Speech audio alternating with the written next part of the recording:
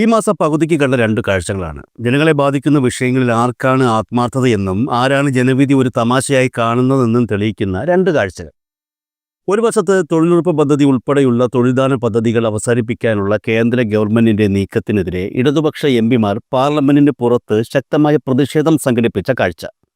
കോടാനുകോടി വരുന്ന സാധാരണക്കാരായ തൊഴിലാളികളുടെ അന്നം മുട്ടിക്കുന്ന നയങ്ങൾക്കെതിരെ അവരുടെ അവകാശങ്ങൾക്ക് വേണ്ടിയുള്ള പോരാട്ടമായിരുന്നു അത്. പാവപ്പെട്ടവന്റെ അടുപ്പിൽ തീ പുകയണമെന്ന നിർബന്ധ ബുദ്ധിയാണ് ആ പ്രതിഷേധത്തിന് പിന്നിലുണ്ടായിരുന്നത്. മറുവശത്തോ UDF എംപിമാർ പാർലമെന്റിന് പുറത്ത് ശബരിമലയെ അവഹേളിക്കുന്ന തരത്തിൽ പാരഡി ഗാനങ്ങൾ പാടി രസിക്കുന്ന കാഴ്ച നമുക്ക് കാണാൻ കഴിഞ്ഞു. വിശ്വാസ സംരക്ഷണത്തെക്കുറിച്ച് വാതോലാതെ സംസാരിക്കുന്നവർ തന്നെ രാഷ്ട്രീയ ലാഭത്തിനു വേണ്ടി സാക്ഷാൽ ശബരിമല അയ്യപ്പനെ പാരഡി കഥാപാത്രമാക്കുന്നത് എത്രമാത്രം പരിഹാസ്യമാണെന്നുള്ളത് മറ്റൊരു വിഷയമാണ്. ശബരിമല വിഷയത്തിൽ രാഷ്ട്രീയ ലാഭം കൊയ്യാമെന്ന BJPയുടെ വ്യാമോഹത്തിന് പന്തളം മുനിസിപ്പാലിറ്റിയിലടക്കം വോട്ടർമാർ നൽകിയ മറുപടി നമ്മൾ കണ്ടു. വർഗീയത ഇളക്കി വിട്ട് വികസനത്തെ തടയാമെന്ന് കരുതുന്നവരാണ് BJP.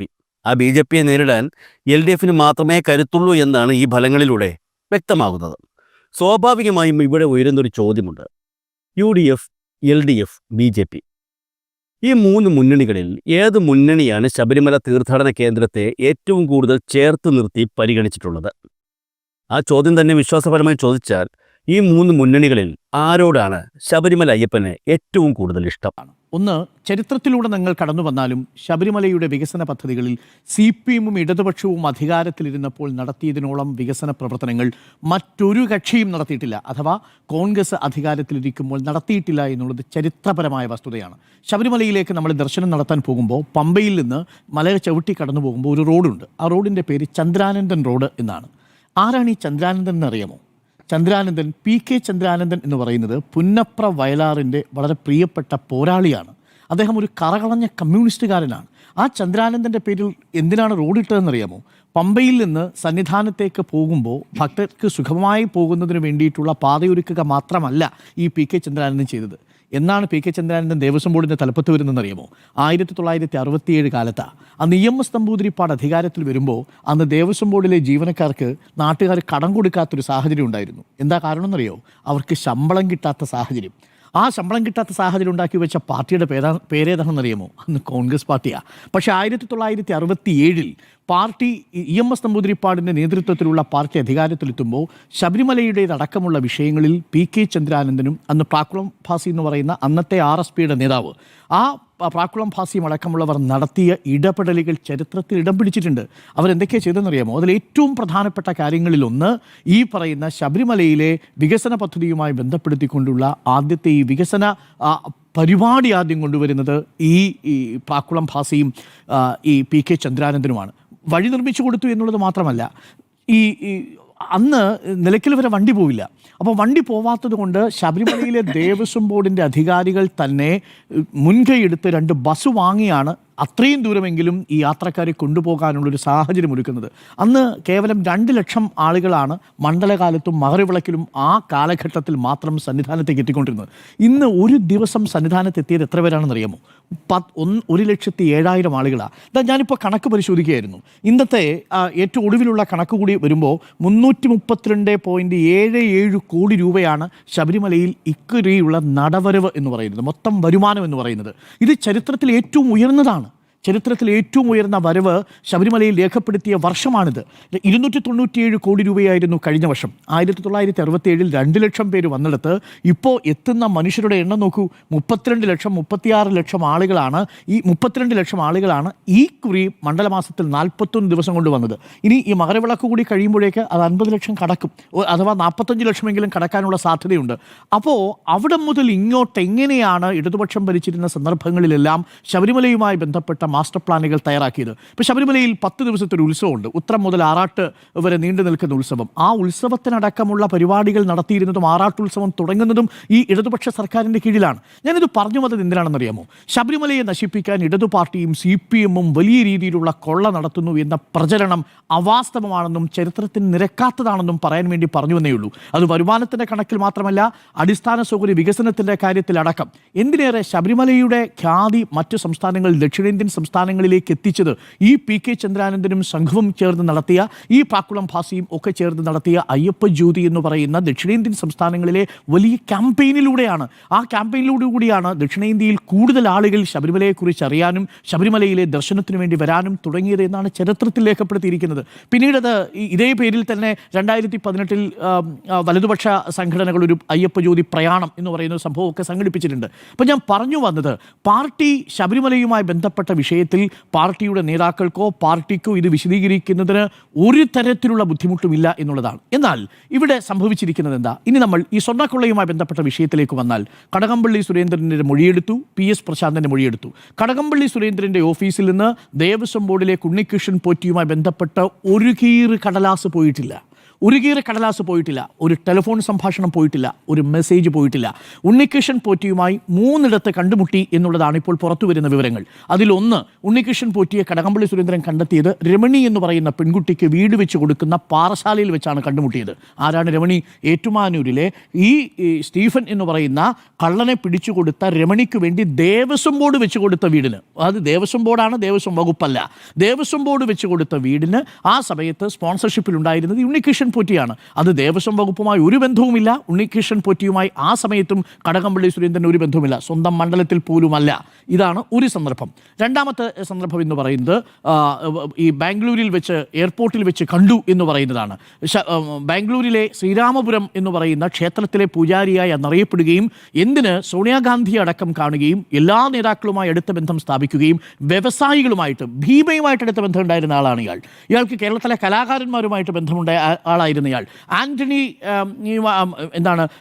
ആന്റണിയുമായി ബന്ധമുണ്ടായിരുന്ന ആളാണ് ഇയാൾ.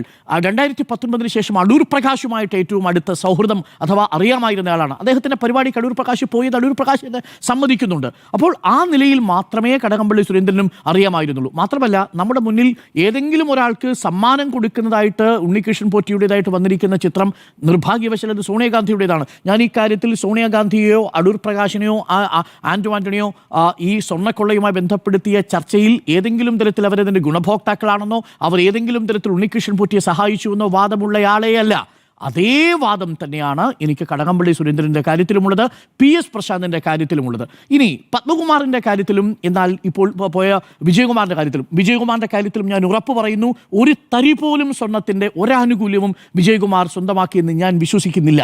കാര്യം അയാൾ അങ്ങേയറ്റം ആ അർത്ഥത്തിൽ വളരെ പ്രവർത്തിച്ചൊരു പഞ്ചപാവ മനുഷ്യനാണെന്നുള്ളതാണ് ഞാൻ മനസ്സിലാക്കുന്നത്.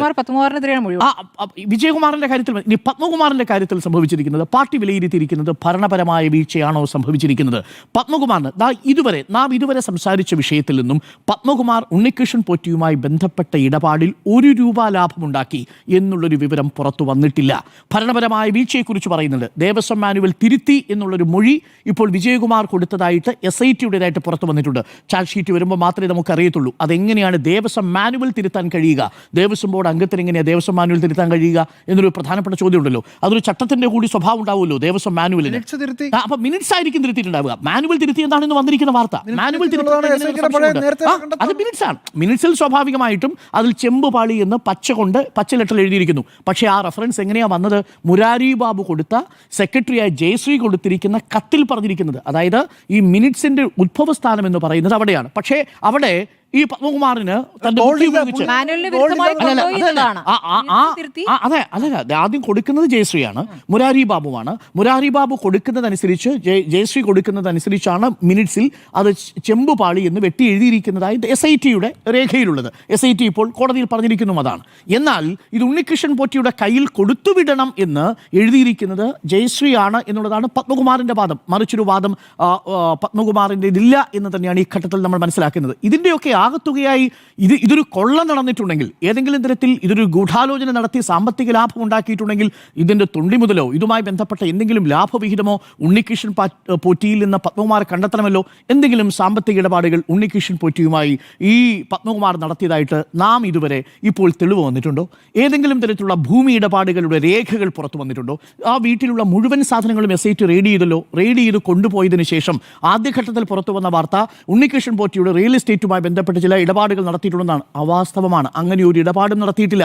ഇയാൾ ആ വീട്ടിൽ അന്തി ഉറങ്ങിയിട്ടില്ല എന്നുള്ള വസ്തുതയും ഇപ്പോൾ പുറത്തു വരുന്നു. അപ്പോൾ ആദ്യഘട്ടത്തിൽ മാധ്യമങ്ങളിലൂടെ വന്ന വാർത്തകളിൽ പലതും അടിസ്ഥാനരഹിതമാണ്. അത് വാർത്തയുടെ ഒരു ഘട്ടത്തിൽ അതൊക്കെ സംഭവിക്കാം. കഥകളുണ്ടാവും. ഇതുമായി ബന്ധപ്പെട്ട് ഒരുപാട് ചർച്ചകൾ സംഭവിക്കാൻ സാധ്യതയുണ്ട്. അപ്പോൾ നിജസ്ഥിതി എന്താണെന്ന് അറിയണമെങ്കിൽ കുറ്റപത്രം വരേണ്ടതുണ്ട്.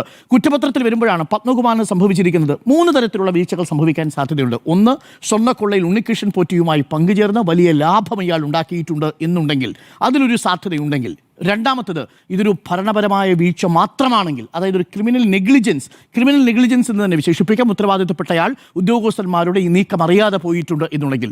3, ഉണ്ണികൃഷ്ണൻ പോറ്റിയെ മുൻനിർത്തിക്കൊണ്ട് മറ്റേതെങ്കിലും തരത്തിലുള്ള വ്യവഹാരങ്ങളോ സാമ്പത്തിക ലാഭമോ ഈ പത്മകുമാർ നേടിയിട്ടുണ്ടെങ്കിൽ. ഈ 3 സാധ്യതകളെ നമ്മുടെ മുന്നിലുള്ളൂ. സ്വർണ്ണക്കൊള്ള തന്നെ വേണമെന്നില്ല. മറ്റേതെങ്കിലും തരത്തിലുള്ള അനുബന്ധ വഴിപാടുകളുമായി ബന്ധപ്പെട്ട് ലാഭം ഉണ്ടാക്കിയിട്ടുണ്ടോ? ഇക്കാര്യത്തിലും വ്യക്തത വന്നിട്ടില്ല.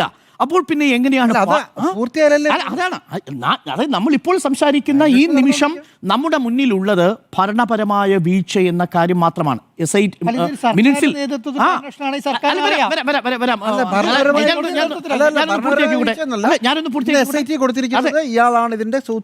ആയിക്കോട്ടെ, അത് എങ്ങനെയാണത് പ്രൂവ് ചെയ്യാൻ പോകുന്നതാണ് അറിയേണ്ടത്.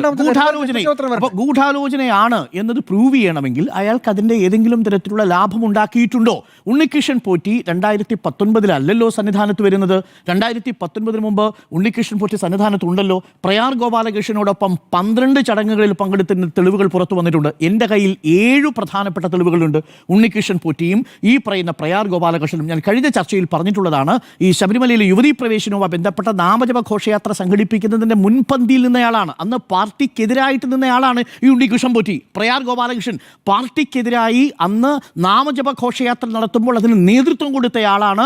ഈ പ്രയാർ ഗോപാലകൃഷ്ണനോട് തോളോട് തോൾ ചേർന്ന് നിന്നുകൊണ്ട് സന്നിധാനത്ത് വെച്ച് ആ പരിപാടിക്ക് നേതൃത്വം കൊടുത്ത ആളാണ് ഉണ്ണികൃഷ്ണൻ പോറ്റി. ഇത് വസ്തുതയല്ലേ? അപ്പോൾ 2019 അതാണ് ആ സ്പേസ് എങ്ങനെ കിട്ടി എന്നതാണ്, അതാണ് ഏറ്റവും പ്രധാനപ്പെട്ട ചോദ്യം. ഈ ഉണ്ണികൃഷ്ണൻ പോറ്റിയെ സന്നിധാനത്ത് കയറ്റിയതാരാണ്? ആ കയറ്റിയതിന് കോൺഗ്രസ് ആണെന്ന് പറഞ്ഞാലും അതിൽ കടകംപള്ളി സുരേന്ദ്രനും ഈ പത്മകുമാറും അടക്കമുള്ളവർക്ക് അതിൽ സംശയം തോന്നേണ്ടിയിരുന്നില്ലേ?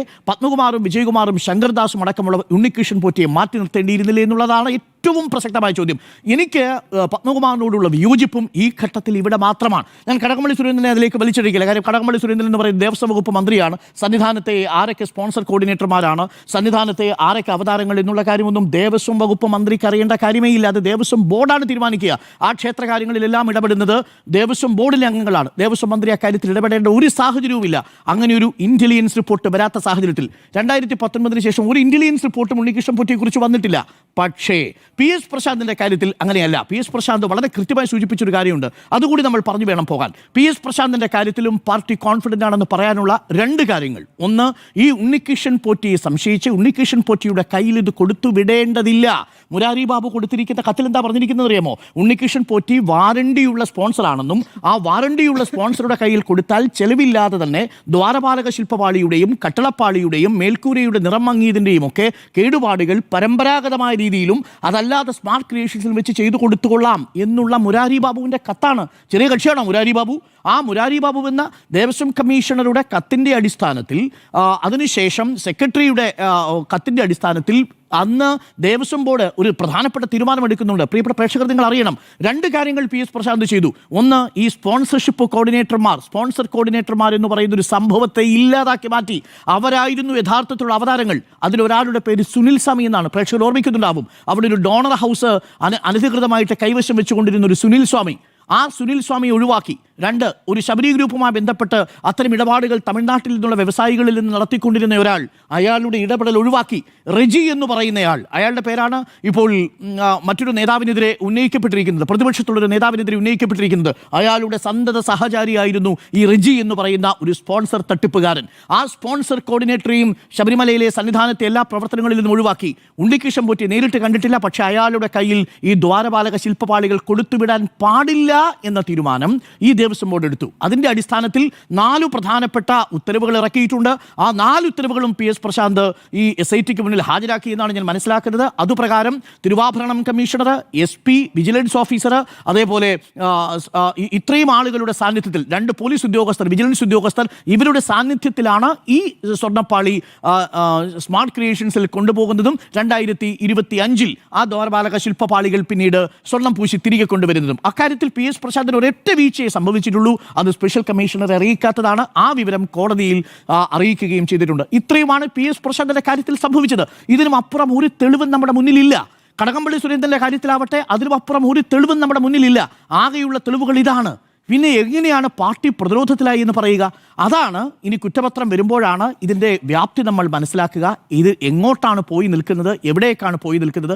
പഞ്ചലോഹ വിഗ്രഹവുമായി ബന്ധപ്പെട്ടുകൊണ്ട് ഞാൻ വിശ്വസിക്കുന്നില്ല ശബരിമലയിലെ ഏതെങ്കിലും ഒരു പഞ്ചലോഹ വിഗ്രഹം മോഷണം പോയിട്ടുണ്ടെങ്കിൽ അത് ഇതിനു മുമ്പ് തന്നെ അറിയേണ്ടതാണ്. ഇതുവരെയും അത് അറിഞ്ഞിട്ടില്ല എന്നാണ് മനസ്സിലാക്കുന്നത്. പക്ഷേ ഇനി ഈ അന്വേഷണം പോയി എത്തിച്ചേരേണ്ട ഒരു പ്രധാനപ്പെട്ട സോഴ്സ് എന്ന് പറയുന്നത് ഈ സ്വർണ്ണക്കുടിമരം അടക്കമുള്ള വിഷയങ്ങൾ. സ്വർണ്ണക്കുടിമരം പൂശുന്നതേ, സ്വർണ്ണം രണ്ടാമത് പൂശുന്നത് എപ്പോഴാണെന്നറിയാമോ? ഈ സ്പെഷ്യൽ അഭിഭാഷക കമ്മീഷണറായിരുന്ന ഈ കുറിപ്പിൻ്റെയൊക്കെ സമയത്താണ് ഇത് പൂശുന്നത്, പ്രയാർ ഗോപാലകൃഷ്ണൻ സമയത്ത്. ആ സമയത്തും ഉണ്ണികൃഷ്ണൻ പോറ്റിയുടെ സാന്നിധ്യം അവിടെയുണ്ട്. ആ സ്വർണ്ണക്കൊടിമരം പൂശുന്നതിൽ എന്തൊക്കെ വീഴ്ച സംഭവിച്ചിട്ടുണ്ട്, നേരത്തെ നമ്മൾ സംസാരിച്ച വാജുവാഹനം അടക്കമുള്ള കാര്യങ്ങളുടെ കാര്യത്തിലുള്ള ദുരൂഹത, ഇതൊക്കെ ഇനി പുറത്തു വരണം. പക്ഷെ അതൊന്നും ഈ SIT അന്വേഷണത്തിൽ വരില്ല എന്നാണ് ഞാൻ മനസ്സിലാക്കുന്നത്. ഇത് എക്സ്ക്ലൂസീവ്ലി ഇത് സ്വർണ്ണക്കൊള്ളയുമായി മാത്രം ബന്ധപ്പെട്ട് നിൽക്കും. ഈ പഞ്ചലോഹ വിഗ്രഹത്തിന് മോഷണമൊന്നും എനിക്ക് തോന്നുന്നില്ല വലിയ സീരിയസ് ആയിട്ട് ഇനി വരാൻ സാധ്യതയുണ്ട് എന്നുള്ളത്. കാര്യം ഡീമണിയെ ചോദ്യം ചെയ്തിരുന്നപ്പോൾ വിട്ടയച്ചത് തന്നെ ഒരു പക്ഷേ അതിൻ്റെ സൂചനയാണ്. മറ്റൊരു തെളിവും നമ്മളുടെ അറിവിൽ SITക്ക് പഞ്ചലോഹ വിഗ്രഹവുമായി ബന്ധപ്പെട്ട് കിട്ടിയിട്ടില്ല. അപ്പോൾ അതുകൊണ്ട് പാർട്ടി പ്രതിരോധത്തിലാണോ എന്ന ചോദ്യത്തിന് പാർട്ടി പ്രതിരോധത്തിലല്ല എന്ന് തന്നെയാണ് എൻ്റെ ടേക്ക് ഈ വിഷയത്തിൽ.